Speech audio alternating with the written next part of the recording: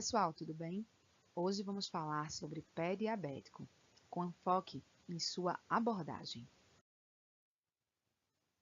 Por definição, pé diabético é infecção, ulceração ou destruição de tecidos moles associados a alterações neurológicas de vários graus de doença arterial obstrutiva periférica de membros inferiores, em pacientes diabéticos. Essas recomendações do International Workgroup on Diabetic Foot estão disponíveis online e essa definição vem dessas recomendações. É importante lembrar que todo paciente diabético é um paciente em potencial com pé de risco, e isso não acontece de forma gratuita. Isso acontece porque o paciente diabético tem, em particular, a chamada polineuropatia sensitivo-motora em boa parte dos casos, em particular nos pacientes tipo 2. Além disso, eles podem ter a conhecida neuropatia autonômica e a doença arterial periférica em diversos graus. Esses fatores, em conjunto com fatores externos, como caminhar descalço e usar sapatos inadequados, vão fazer com que um paciente que tenha tendência ou o chamado pé em risco, se torne um paciente ulcerado. E um paciente ulcerado é um paciente com potencial para amputação. Em relação à abordagem do paciente com pé diabético, consideramos, primeiro, a abordagem pré-clínica. Inclui identificação de fatores de risco e identificação de queixas. A partir daí, partimos para a avaliação clínica propriamente dita. A avaliação pré-clínica inclui a identificação de fatores de risco e a identificação de queixas. Em relação à identificação de fatores de risco, partimos para a anamnese social e a avaliação dos calçados. Em relação à identificação de queixas, escolhemos uma história clínica detalhada. A anamnese social avalia as condições socioeconômicas e socioculturais desse paciente. Para isso, precisamos investigar suas condições de moradia, a forma como o paciente se desloca, quais os meios de transporte que ele utiliza e sua educação. Qual o tempo de educação desse paciente? Qual a formação desse paciente? Esses fatores são de relevância porque ajudam a identificar pacientes que precisam de uma abordagem preventiva mais intensa, pacientes que vão mais facilmente compreender as nossas recomendações e pacientes que poderão adquirir, por exemplo, calçados específicos ou pacientes que precisaremos adaptar a necessidade de calçados específicos às suas condições socioeconômicas. Em relação aos calçados, devemos lembrar alguns pontos específicos. Por exemplo, devemos recomendar que o paciente evite sapatos que possam aumentar a temperatura, sapatos que possam expor o paciente a quedas, expor o paciente a marcar com tiras, por exemplo, que possam causar lesões tópicas, pacientes que usem sapatos que possam marcar o calcânio, pacientes que expõem apenas alguns dedos na frente, pacientes que têm calçados que têm saltos muito finos e calçados que podem facilmente sair dos pés. De forma geral, recomendamos calçados que sejam confortáveis, que abracem quase todo o pé e que evitem marcar os pés do paciente e que ao longo do período em que usem os calçados, eles possam causar pequenas lesões. No entanto, existem critérios, chamados critérios globais mínimos, que foram propostos pela Sociedade Brasileira de Diabetes. Esses critérios estão disponíveis online, mas de forma bem abreviada, podemos dizer que recomendamos que os calçados sejam leves, confortáveis, anatômicos, ou seja, que consigam abordar o paciente e consigam se acomodar ao pé dentro das suas características específicas e que sejam principalmente seguros. Esses calçados podem evitar que o paciente forme ulcerações. Partimos então para a avaliação clínica. Na avaliação clínica, ela contempla a anamnese, o exame geral, a avaliação vascular e a avaliação neurológica. A anamnese é um dos pontos mais importantes na abordagem desse paciente. A anamnese engloba a pergunta: quais são as suas queixas atuais? E essas queixas podem ser queixas dos pés ou queixas gerais. Todas devem ser valorizadas, porque chamam a atenção para a possibilidade do paciente já ter polineuropatia sensitiva motora ou neuropatia autonômica. Devemos abordar os antecedentes. O senhor já teve alguma úlcera? A senhora já foi amputada? Tudo isso é de particular importância para esse paciente. Além disso, queixas gerais como: você já teve alguma queda? É importante averiguar o controle do diabetes, olhando os exames laboratoriais mais recentes, o monitoramento glicêmico e os sintomas relacionados a diabetes descompensado. Além disso, questionar quais as suas comorbidades, sejam elas relacionadas ao diabetes, como, por exemplo, a presença de retinopatia diabética, sinais de nefropatia diabética, pois essas sinalizam para algum dano circulatório já subjacente. Além disso, perguntar outras queixas de outras comorbidades, como, por exemplo, o paciente tem história de depressão? Dentre as queixas atuais, devemos valorizar diversas queixas diferentes, dentre elas dor, dormência, queimação, sensação de furar, esfriar, esquentar, presença de suor periférico nos pés ou nas mãos e queixas sistêmicas que podem sugerir a presença de neuropatia autonômica, como, por exemplo, desmaios, alteração no ritmo intestinal, incontinência urinária, quedas de pressão frequentes, todas elas podem sinalizar para a doença neuropática autonômica. Começamos então o exame físico através da inspeção do aspecto geral, que inclui a avaliação da cor, que pode nos dizer muito acerca do comprometimento vascular e ou neurológico. Para que a gente possa avaliar a cor, é interessante, além de termos em mente o aspecto esperado para a coloração normal, podemos comparar a cor dos pés com a cor de outras partes do corpo do mesmo paciente, para que ele identifique que existe uma mudança no aspecto local. Depois da cor, avaliamos a presença de deformidades, desde deformidades discretas, como protusão de tendões, discreto alinhamento, alguns joanetes, até deformidades importantes que sugerem comprometimento neurológico antigo e disfunção da marcha já associada a esse comprometimento. Por último, buscamos lesões. As lesões podem ser encontradas tanto na parte dorsal quanto plantar dos pés, mas também podem estar escondidas entre os dedos, como acontece nas macerações encontradas pelas lesões fúngicas.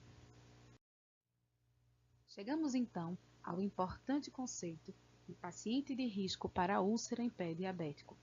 Esse paciente é logicamente um paciente diabético que tem polineuropatia, que pode ser do tipo sensitivo-motora ou neuropatia autonômica, com ou sem deformidades aparentes, com ou sem doença arterial periférica.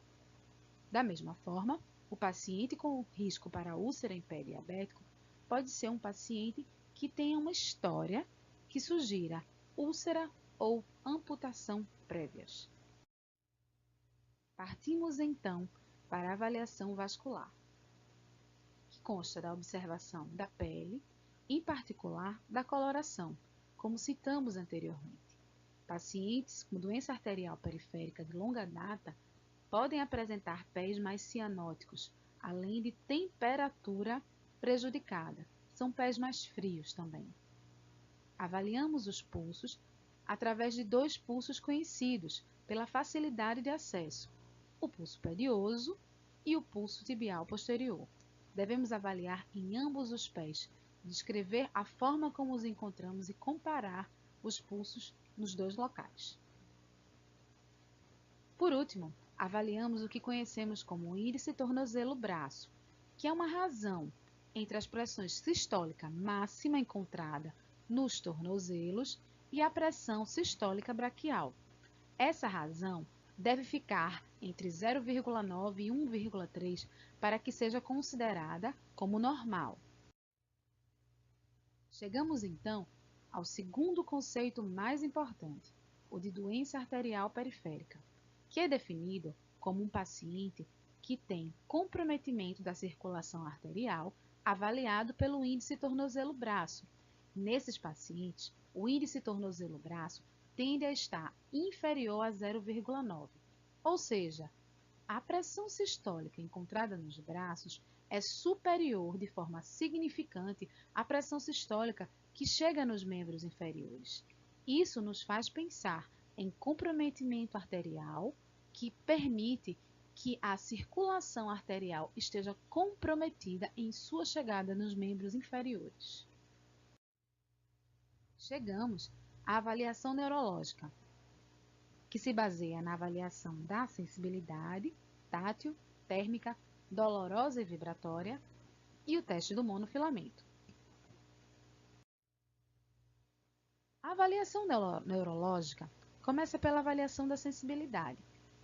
A avaliação da sensibilidade tátil e térmica são descritas pela facilidade no procedimento. A avaliação da sensibilidade tátil podemos fazer a partir do uso das nossas mãos. Tocamos nos pés dos pacientes, estando eles com os olhos fechados, e perguntamos se tem sentido as nossas mãos sobre os seus pés. Simples assim. A avaliação térmica avalia fibras finas, e nelas a gente pode usar materiais específicos, como por exemplo tubos de ensaio com líquidos quentes ou líquidos frios, ou o próprio cabo metálico do diapasão, que quando exposto ao ar-condicionado fica bem gelado. E ao tocarmos a pele do paciente dos seus pés, ele deve referir qual temperatura que ele encontra, qual a temperatura que ele sente, quente ou frio. Jamais induzir o paciente fazendo perguntas do tipo: está sentindo frio? Permita que o paciente identifique por si mesmo se é quente ou se é frio. A resposta certa, como esperado, seria dizer que o cabo metálico tem a sensação de frio, diferente se o paciente disser que não há sensação de frio nem de calor ou que o cabo está aquecido. Isso notifica para a gente a possibilidade de comprometimento de fibras relacionadas à temperatura. Por fim, avaliamos o que chamamos de testes qualitativos. Esses testes qualitativos, eles englobam sensibilidade dolorosa, vibratória e a avaliação do reflexo aquileu.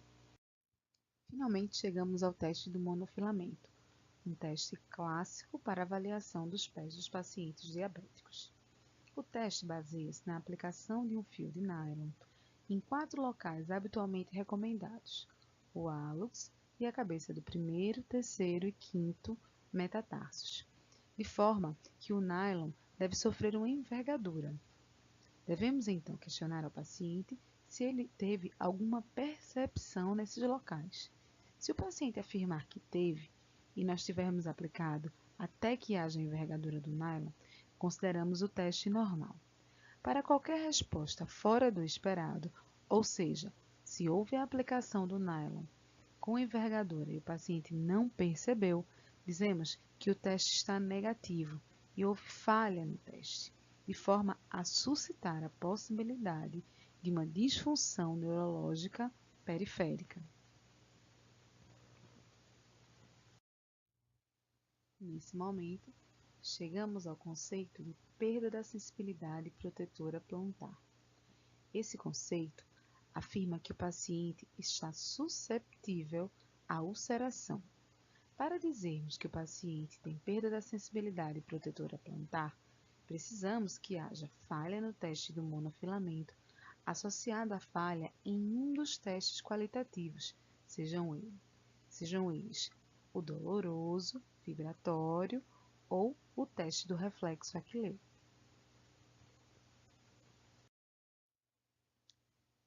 As recomendações para o tratamento e para a abordagem do paciente com pé diabético são, em primeiro lugar, estímulo à autoavaliação. Todo paciente diabético deve ser estimulado a avaliar seus pés todos os dias.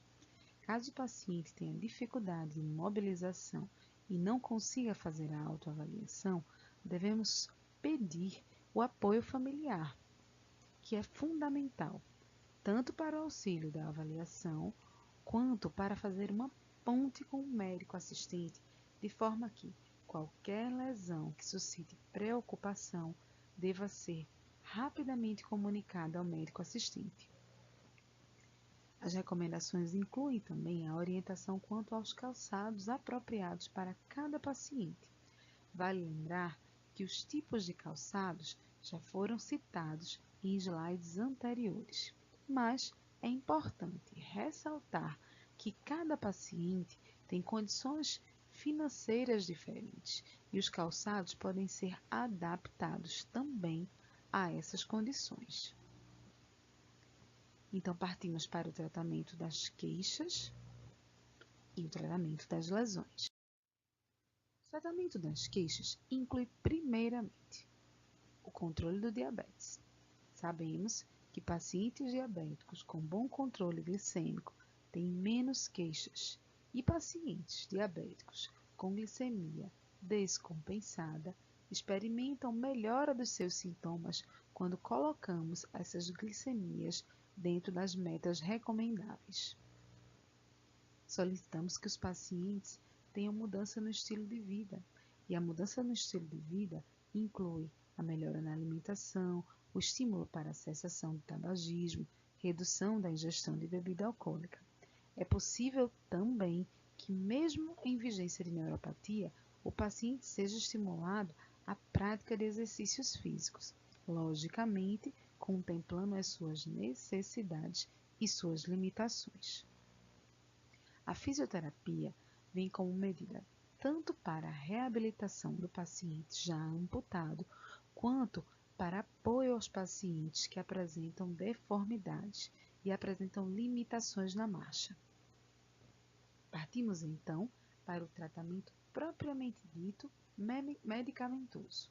Em primeiro lugar, para a dor de forma geral, podemos lançar mão de analgésicos comuns e anti-inflamatórios não esteroidais. Lembrando que os anti-inflamatórios não esteroidais não devem ser encorajados para seu uso prolongado, já que os mesmos podem complicar questões renais pré-existentes.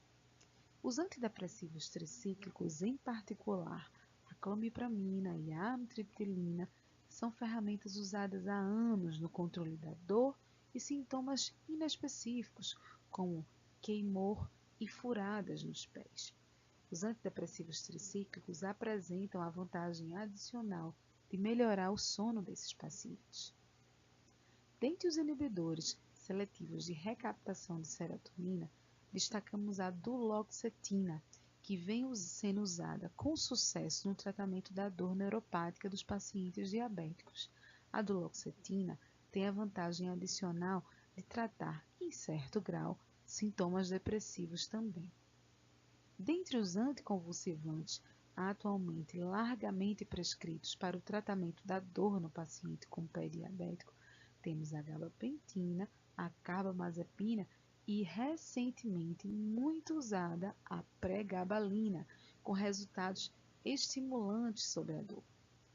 Tratamento tópico pode também ser usado. Alguns adesivos de lidocaína já estão disponíveis no mercado.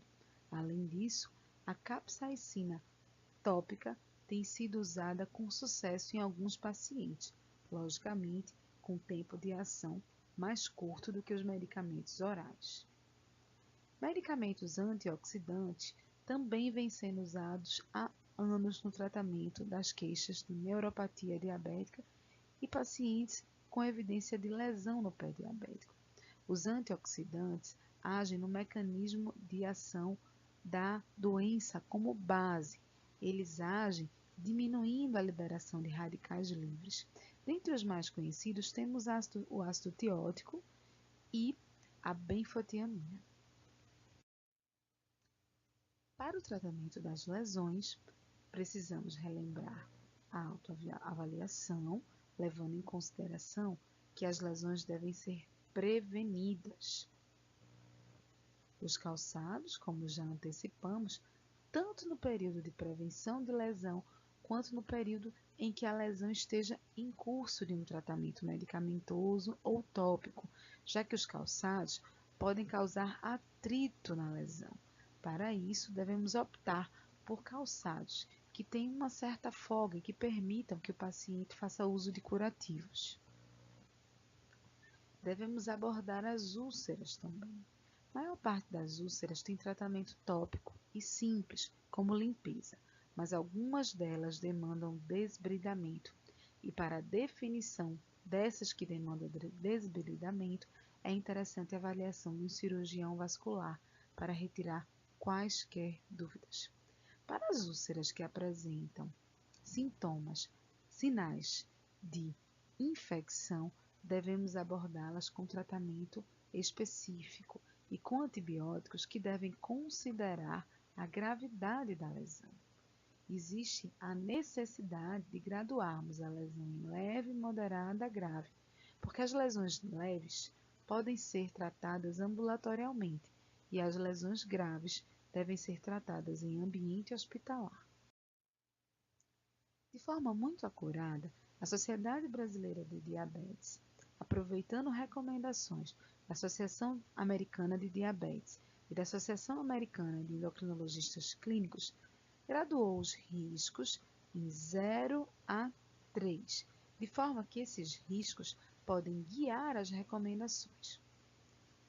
Consideramos nível de risco 0 pacientes diabéticos que não têm perda da sensibilidade protetora nem doença arterial periférica.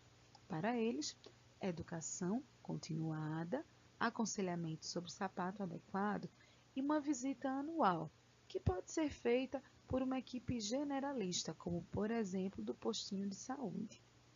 Pacientes que têm nível de risco 1 são aqueles que têm comprometimento neurológico, de forma a serem taxados como pacientes que têm perda da sensibilidade protetora, com ou sem deformidade.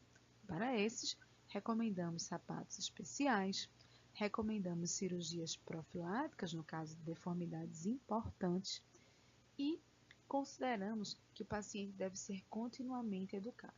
Para isso, o paciente deve ser avaliado a cada 3 a 6 meses por equipe, desta vez especializada. Pacientes que têm nível de risco 2 são aqueles que têm doença arterial periférica com ou sem evidência de perda de sensibilidade protetora. É um paciente vascular. Para eles, devemos considerar o uso de sapatos especiais e consulta, logicamente, com um cirurgião vascular para segmento conjunto com um endocrinologista. Esses pacientes devem ser avaliados e reavaliados a cada 2 a 3 meses, desta vez por equipe especializada. Pacientes com nível de risco 3 são aqueles que têm histórico de úlcera ou de amputação. Esses pacientes, mesmo sem lesão atual, devem sempre considerar o uso de sapatos especiais. Devem ter avaliação conjunta com cirurgião vascular, se houver doença arterial periférica, e devem ser acompanhados e seguidos bem de perto, a cada 1 a 2 meses, logicamente, por equipe especializada. Finalizamos a aula lembrando que, independente de ser diabético ou não, devemos amar os nossos pés. Caso sejam diabéticos, os pacientes devem ser orientados e educados para os cuidados preventivos. Caso sejam pacientes já com neuropatia, devemos abordá-los ativamente. Devemos pedir que os pacientes tirem os calçados em todas as consultas e devemos estimular os pacientes para a identificação precoce de lesões, mesmo que os pacientes considerem que as lesões não sejam importantes. Deixo aqui com vocês o meu abraço e até a próxima videoaula.